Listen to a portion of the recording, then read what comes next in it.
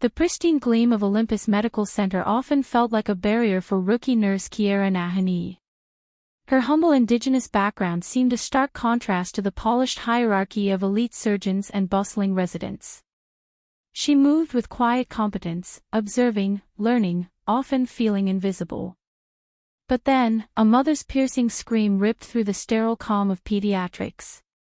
Young Mateo García, a boy whose bright laughter had just echoed down the hall, lay convulsing, his small body seizing, his lips turning a terrifying blue.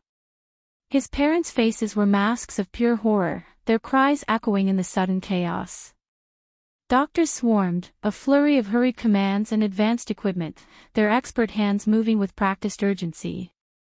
Kiara, a mere shadow amidst the luminaries, was instinctively pushed to the periphery. Yet, even as shouts for a crash cart filled the air, she saw something deeper, a chilling familiarity in Mateo's rapid, unstoppable decline that sent a jolt of ice through her veins. This wasn't just a seizure. This was something she knew, something others didn't. A silent, fierce determination ignited within her. Mateo was dying, and she had to be the one to stop it. The sterile, hushed power of Olympus Medical Center was a world away from the dust and desperation Kiara knew. Here, gleaming chrome reflected the meticulous order, and the very air hummed with an almost arrogant confidence. This was where the best came to be better, where every procedure was perfected, every diagnosis definitive. And at the heart of its surgical theater, the undisputed king was Dr. Laurent Dubois. He swept into Mateo's room, a whirlwind of tailored scrubs and effortless authority, his gaze sharp, his voice resonating with an assurance that usually calmed panic. "What have we got?" Dubois's question cut through the low murmurs, not an inquiry for information, but a demand for immediate clarity. The attending physician fumbled through the preliminary scans. "Internal hemorrhage, Dr. Dubois, but it's unusual. We're struggling to pinpoint the source, and it's escalating rapidly." Kiara watched from the doorway, a ghost in the periphery. She saw the images flash across the monitors, the telltale pooling of blood, the erratic vital signs. A cold dread tightened her chest. It wasn't just unusual, it was precise, insidious. She'd seen this before, in makeshift tents under hostile skies, where blunt trauma and delayed care forged unique, devastating patterns. This wasn't a ruptured artery, it was a slow, capillary-level bleed, widespread and relentless, a silent river of life draining away. "Dr. Dubois," Kiara began, her voice a quiet ripple in the clinical torrent, "could it be a disseminated microvascular leak? I've seen cases where blunt force trauma, even minor, triggers a cascade." Dubois didn't even turn. He scoffed, a dismissive sound that peeled away Kiara's words and left them hanging, unheard. "Nurse Nahanee, if you're referring to some tribal medicine anecdote, now isn't the time. We're dealing with cutting-edge diagnostics, not witch doctors." His eyes, the color of a winter sky, finally flicked to her, ice-cold. "Stick to your charts." The sting of his contempt was familiar, but it paled next to the rising terror she felt for Mateo. She saw the familiar flicker of confusion in Dubois's eyes as standard procedures yielded no answers. He ordered more tests, more scans, each command laced with a growing, subtle tension. Mateo's parents, huddled together, watched every face, their own etched with a deepening agony. Kiara's gut screamed. Dubois was missing something fundamental, something her raw, unforgiving past had taught her. She saw the boy's blood pressure dip again, a slow, inevitable march towards collapse. Her experience told her they weren't just treating a bleed, they were battling a systemic failure, a quiet, spreading internal chaos that would soon overwhelm his small body. The memory of the desperation, the split-second decisions she'd had to make, burned in her mind. Mateo didn't have time for their cutting-edge confusion. He needed a different kind of intervention, one rooted in improvisation and a brutal understanding of the human body under duress. And the clock was ticking, mercilessly. The brief, fragile lull was shattered without warning. Mateo's blood pressure, momentarily stabilized, plummeted again. The monitors above his bed erupted in a frantic symphony of shrieks and flashing red lights, each beep a hammer blow to the tense silence. Dr. Dubois, his face now a mask of frustrated concentration, barked orders for more blood products, more vasopressors. He believed he was chasing a localized bleed, a single source of trauma, but Kiara's gut clenched with a growing, cold certainty. He was wrong. "It's not holding," Kiara murmured, her voice barely audible above the rising chaos. Her eyes scanned Mateo's pale, almost translucent skin, the subtle marbling that spoke of widespread circulatory distress, not just a specific leak. "His coagulation factors, he's going into DAC, doctor. The internal bleeding is systemic, not contained." Dubois, midway through adjusting and foredrip, paused. He turned, a flicker of irritation crossing his features. "Nurse Nahanee, we are managing a profound hemorrhage. We're aggressively replacing volume. Disseminated intravascular coagulation is a tertiary complication, not the primary concern at this stage." His tone, usually smooth, held an edge of dismissive authority. "Focus on the transfusions." Kiara swallowed, the bitter taste of helplessness rising. She knew what she was seeing. She'd witnessed this specific, insidious cascade in the dusty, makeshift tents of war zones, where conventional medicine failed and intuition was the only guide. The standard approach was a losing battle against a body turning on itself. But if it's systemic, the pressure won't hold. We need to stabilize the entire circulatory system, not just patch a presumed hole. The organs are compromising. "Nurse," Dubois cut her off, his patience clearly thinning. "I appreciate your vigilance, but I am the chief surgeon. We are following established protocols for this type of presentation." He turned back to the monitors, his attention fixed on the numbers, not the holistic, desperate truth Kiara perceived.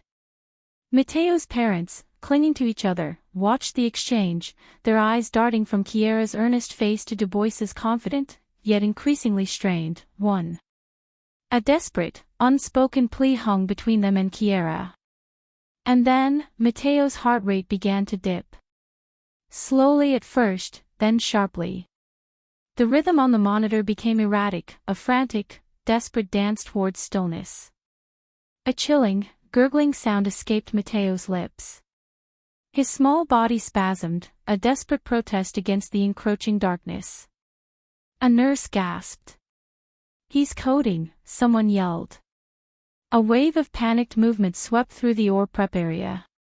The parents' choked sobs turned into raw, guttural screams. Dubois's face finally lost its composure, replaced by a flash of genuine, horrified alarm. He spun around, his eyes wide as he stared at the monitors, the numbers plummeting, a death spiral unfolding before their very eyes. The cold dread Kiara had felt solidified into an agonizing certainty. They were losing him. And they hadn't listened. Kiara's battle against the odds, feeling overlooked despite her vital knowledge, is a feeling many of us can relate to.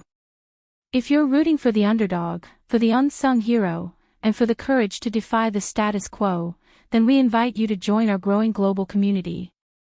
Hit that subscribe button below. Your support means the world to us and helps us bring more thrilling, authentic, and emotionally resonant stories like Kiara's to life. Become part of something special, where passion for compelling narratives connects us all. Thank you for being here. The chilling, gurgling sound was a death rattle, far too young for Mateo.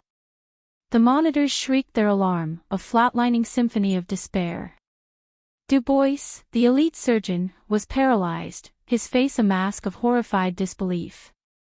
Panic became a tangible thing, a suffocating presence in the OR prep area, as the medical team devolved into chaotic whispers and frantic, directionless movements. Mateo's parents' screams were a visceral cut, tearing through Kiara's soul. A cold dread had solidified into an agonizing certainty.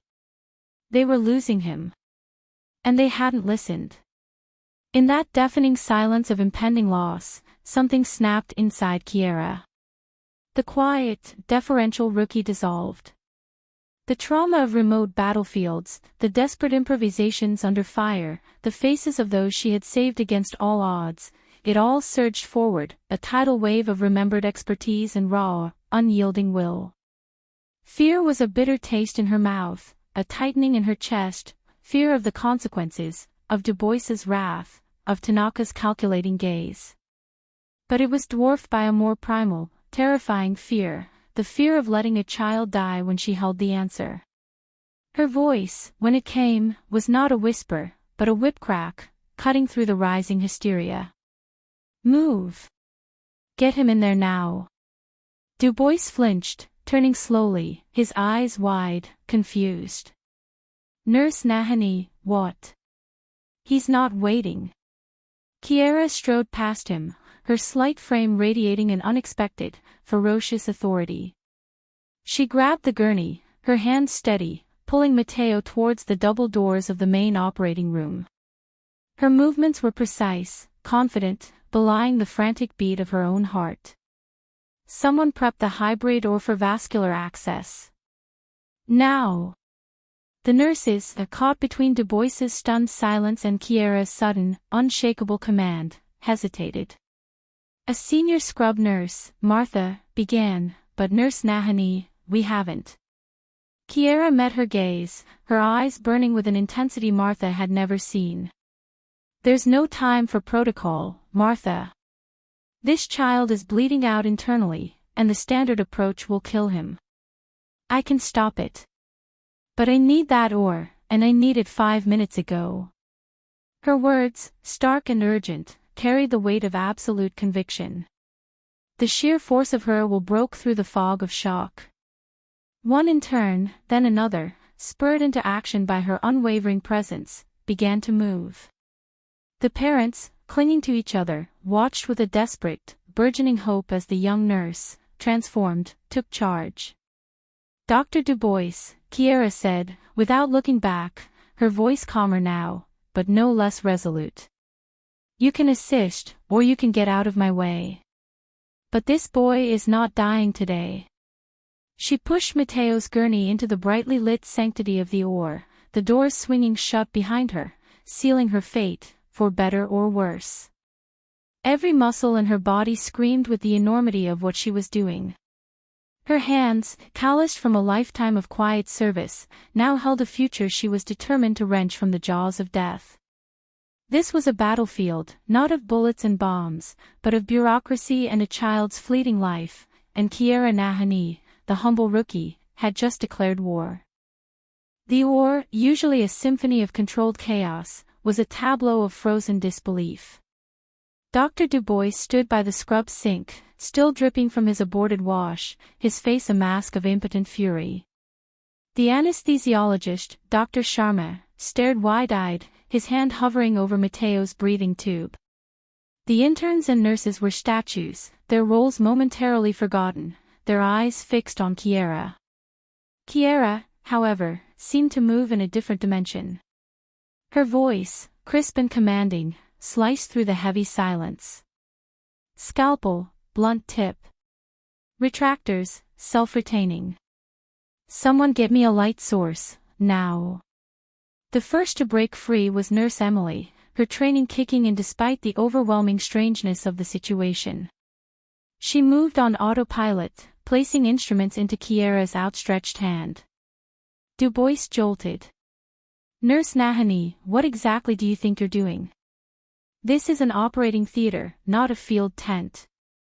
Kiara didn't even glance his way. Her focus was absolute, her gaze locked on Mateo's pale, fragile form.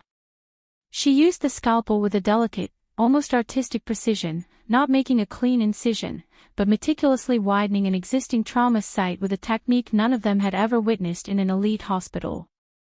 It was rougher, more pragmatic, designed for speed and improvisation, not textbook elegance. A low murmur rippled through the stunned staff as Kiara bypassed the conventional surgical approach. She didn't seek the source of the bleeding through a standard exploratory laparotomy. Instead, with astonishing confidence, she moved directly to a point deep within Mateo's abdomen, guided by an invisible map only she could see. Her hands, usually gentle, were now instruments of fierce purpose, moving with a rhythm born of desperate urgency and a profound understanding of trauma that transcended their sterile, textbook knowledge. Dubois, initially seething, found his protests dying in his throat. He watched, mesmerized despite himself, as Kiara bypassed arteries he would have tied off, and navigated around organs with an almost instinctual grace.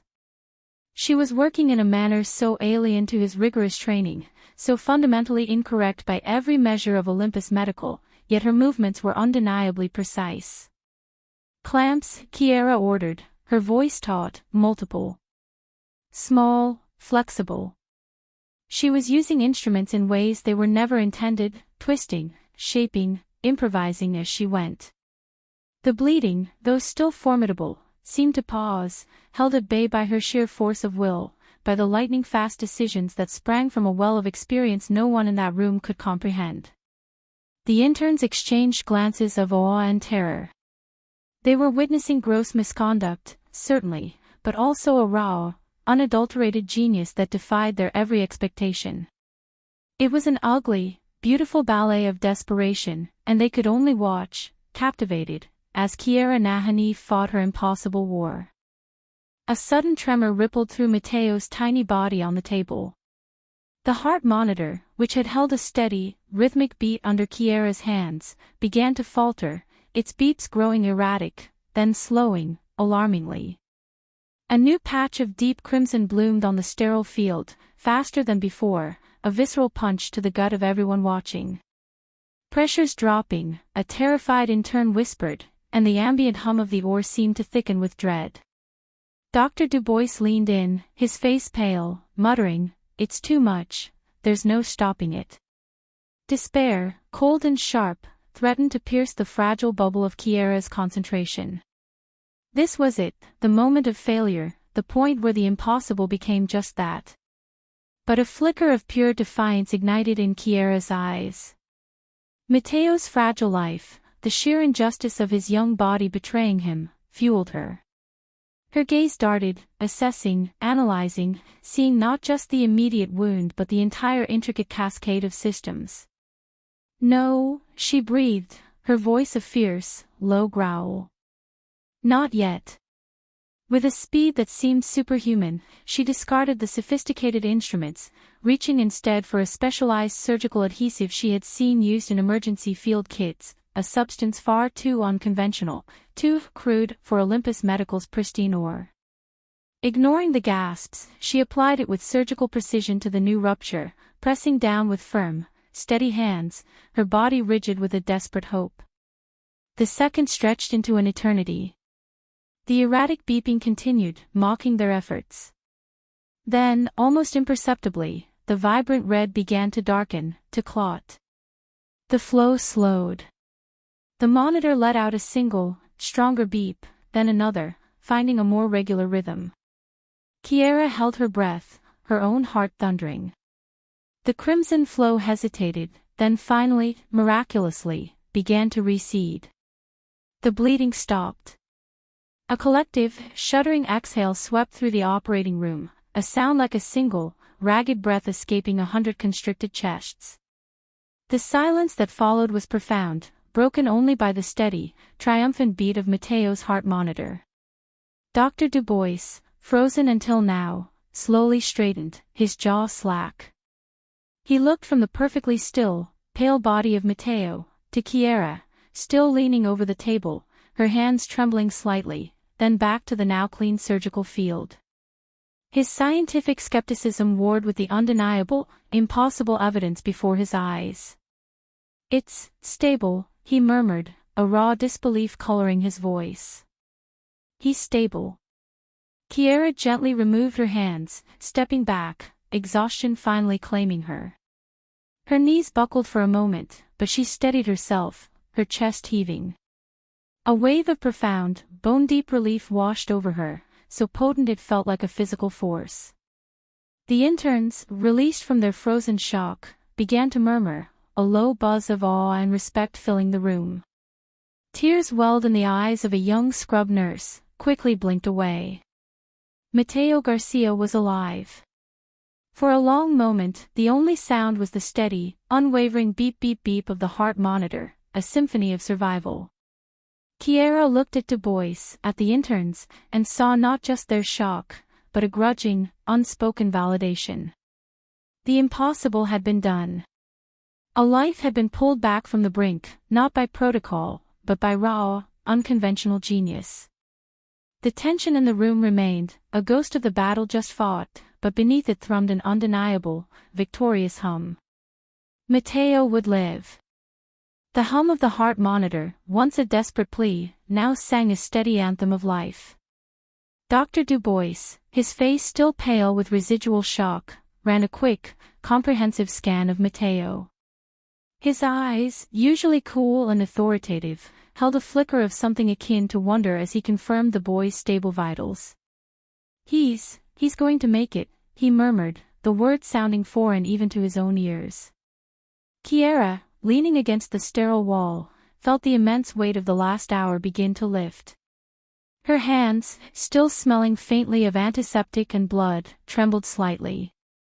She met Dubois's gaze, offering only a small, tired nod, her expression devoid of triumph.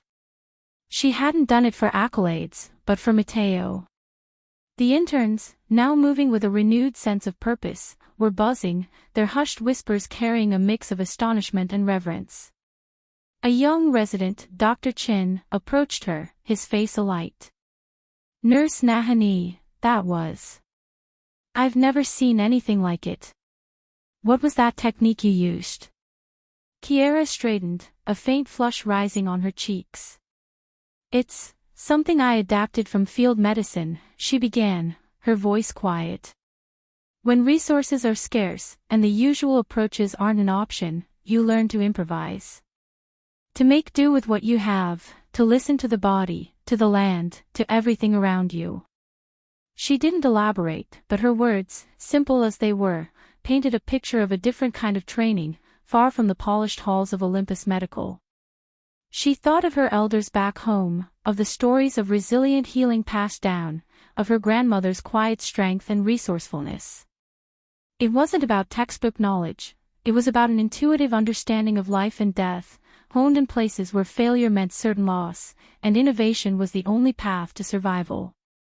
Her heritage, the deep-seated wisdom of her ancestors, wasn't just a part of her, it was the bedrock of her genius. Dubois, listening intently, cleared his throat. "Nurse Nahanee," he said, the respect now undeniably clear in his tone, "you just performed a miracle. I don't know what to say." The admission from the usually unflappable chief surgeon was as potent as any standing ovation. The interns, witnessing this unprecedented moment, exchanged wide-eyed glances. They saw not just a rookie nurse, but a force of nature, a quiet revolutionary who had shattered the perceived limits of their elite institution. But the fragile bubble of validation was about to burst. The OR doors hissed open, revealing the sharp, unyielding figure of Dr. Akiko Tanaka, flanked by two stone-faced members of the hospital board. Her gaze, usually icy, was now a glacial stare fixed solely on Kiara. The triumphant hum in the room died, replaced by a suffocating silence. The air grew heavy, charged with an ominous, bureaucratic chill that threatened to extinguish the last flicker of hard-won hope. Tanaka's voice cut through the stillness, cold and precise as a surgeon's scalpel. "Nurse Nahanee, you are to step away from the patient. Immediately." Tanaka's words, sharp and devoid of warmth, were a death knell to Kiara's burgeoning career. "Nurse Nahanee, your actions, while resulting in a positive outcome in this isolated instance, represent a catastrophic breach of protocol, gross insubordination, and a fundamental disregard for the established hierarchy and safety standards of this institution. Effective immediately, your employment with Olympus Medical Center is terminated." Dr. Dubois, usually so quick to defend his surgical domain, remained silent. He looked at Kiara, a flicker of something akin to regret in his eyes, but said nothing. The board members nodded, their faces impassive. Kiara felt the world tilt. The triumphant adrenaline that had surged through her veins moments before drained away, leaving a chilling void. She knew she had saved Mateo, but the price, it seemed, was her future. Days later, the sterile white walls of Olympus felt alien as Kiara cleared out her locker. The scent of antiseptic, once a familiar comfort, now felt like the lingering smell of a defeat. Each item she packed, her worn scrubs, a small, polished stone from her grandmother, a dog-eared medical textbook, felt heavy with the weight of shattered dreams. Mateo, she learned, was recovering steadily, a small miracle now confined to the recovery ward. That knowledge was her anchor, her quiet validation in a storm of bureaucratic condemnation. She had risked everything, and a boy had lived. That was the only outcome that truly mattered to her. Outside the hospital, the city hummed with indifference. Kiara returned to her small, sparsely furnished apartment, the silence amplifying her solitude. She brewed a cup of strong tea, the warmth a poor substitute for the professional camaraderie she'd just lost. Her authentic life, the one she'd temporarily put aside for Olympus, beckoned, a life of simpler truths, closer to the earth and the communities she'd once served. The thought was bittersweet. Meanwhile, within Olympus, Kiara's radical surgery became a ghost in the hallowed halls. Dr. Dubois, profoundly humbled, found himself haunted by her unorthodox genius. He began to challenge his own rigid methodologies, subtly encouraging his residents to think beyond the textbook, to look for solutions where none seemed to exist. The experience had cracked open his arrogance, revealing a nascent willingness to learn, even from a fired rookie nurse. Dr. Tanaka and the board, while upholding the termination as a matter of institutional integrity, couldn't ignore the outcome. The internal review, though suppressed from public view, raised uncomfortable questions about the rigidity of their emergency protocols. The incident, rather than solidifying their authority, planted a seed of doubt, forcing them to consider a future where innovation and compassion might sometimes need to override strict adherence to tradition. The hospital wouldn't change overnight, but the conversation had begun, whispered in boardrooms, carried on the wind through the hospital corridors. Kiara, sitting alone, felt a raw, potent sense of self-worth. She had lost a job, but she hadn't lost herself. Her skills, her intuition, her courage, they were hers, forged in fire, unblemished by institutional rejection. She had faced down a dying boy, a baffled medical establishment, and her own fears, and emerged victorious in the truest sense. The journey had stripped away the superficial, leaving behind a woman fiercely confident in her own, unconventional path. The phone, a sudden jolt, rang, promising a different kind of future, one she was now truly ready for. The world needed her, not in spite of her methods, but precisely because of them. Kiara's extraordinary journey reminds us that true genius often lies beyond convention, and that courage to follow your intuition can redefine what's possible. What part of Kiara's story resonated most deeply with you? We'd love to hear your thoughts in the comments below. If this tale of defiance, skill, and ultimate validation moved you, please consider joining our growing global community by subscribing. Together, we can champion unique voices and create more powerful, thought-provoking narratives like Kiara's. Your support truly allows us to continue bringing these incredible stories to life. Thank you so much for watching, for being part of our journey, and for valuing the power of storytelling. We genuinely appreciate you.